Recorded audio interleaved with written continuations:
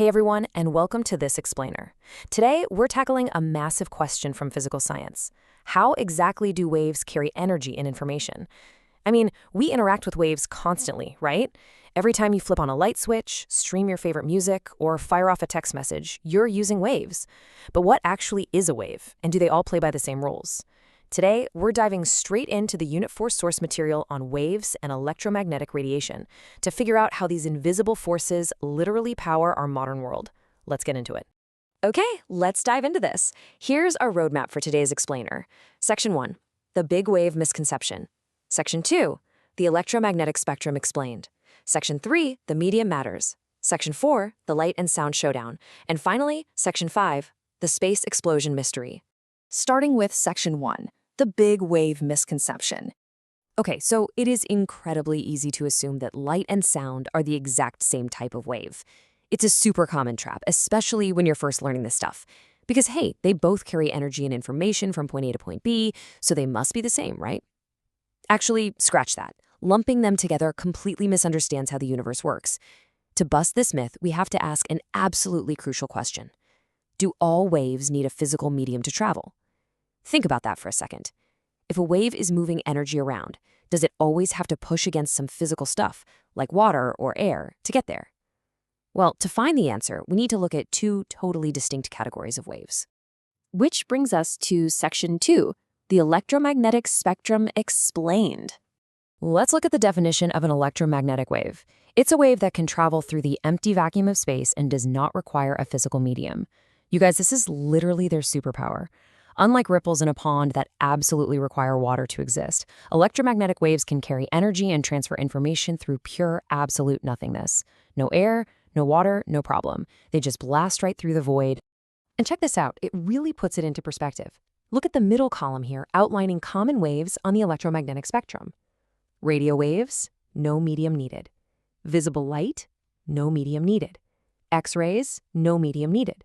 So even though they have wildly different everyday uses, from the radio waves powering your cell phone, to the visible light lighting up your room, to the X-rays a doctor uses to look at your bones, they are all part of the exact same electromagnetic family. They all share that mind-blowing ability to just travel effortlessly through empty space. Moving on to Section 3, the medium matters. So, we know electromagnetic waves can travel through a vacuum, but what about the waves that can't? Well, first, we need to nail down what a medium actually is. A medium is just a physical substance, like the water in a swimming pool or the air filling the room you're sitting in right now, that some waves absolutely need to travel through. Even solid materials, like a wooden desk or steel train tracks, act as a medium. It's simply physical matter. And that perfectly sets up our second category, the mechanical wave. Unlike electromagnetic waves, a mechanical wave completely relies on a physical medium to propagate and transfer its energy. It literally cannot exist without matter to push and pull against. The most famous example? Sound. When you speak, your vocal cords vibrate. Those vibrations bump into air molecules, which smack into the next air molecules, kind of like a giant invisible line of dominoes all the way into someone's ear. If you take away the air, the medium, that sound wave just stops dead in its tracks. It cannot travel. Up next, Section 4, Light and Sound Showdown. And this brilliantly illustrates what we've been talking about. Let's put them head to head. Over on the left, we've got sound waves.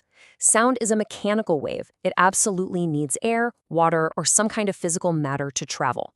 Because of that, it is entirely off the electromagnetic spectrum. Now, looking at the right side, we have light waves. Light is an electromagnetic wave. It needs absolutely nothing to travel and moves effortlessly through the empty vacuum of space, so it is very much on the electromagnetic spectrum. So, what's the final verdict here based on our source material? The myth is officially busted. Light and sound are definitely not the same type of wave. Sound is mechanical. It needs a medium. Light is electromagnetic. It needs zero medium. And remember that EM spectrum is a massive family that includes way more than just the visible light we can see. Okay, final part, Section 5, the space explosion mystery. So the crucial point is, why does any of this matter?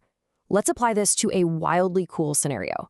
Why can astronauts see explosions in space, but they cannot hear them? Well, think about the environment up there.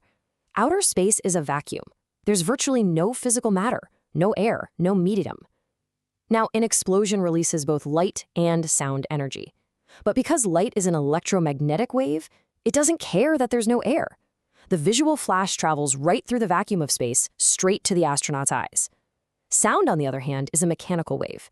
It desperately needs a medium. Without air molecules out there to bump into each other and carry those vibrations, the explosion is completely 100% silent. Pretty wild, right? It's just a great reminder of how wave properties dictate literally everything about how energy moves through our universe. Thank you so much for joining me for this explainer. But before you go, I want to leave you with one final thought. If space is a giant silent vacuum with no physical medium, how exactly does the intense heat and light from our sun manage to reach Earth every single day? Keep questioning those invisible forces.